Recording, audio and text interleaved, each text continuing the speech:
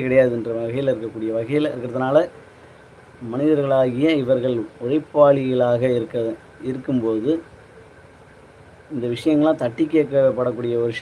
வகையில இருக்கக்கூடிய மனிதர்கள, உழைப்பாளிகளாக இருக்கக்கூடிய இந்த மனிதர்கள, மேலும் மேலும் உழைப்பாளியாக இருக்கக்கூடிய மனதார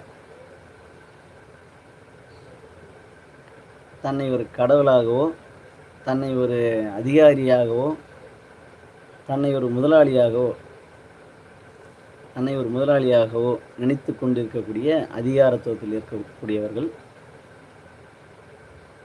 தன்னுடைய சுயநலத்திற்காகவோ, இல்ல வேறு ஏதோ ஒரு சில வெறுப்பு காரணத்திற்காகவோ பழி வாங்கக்கூடிய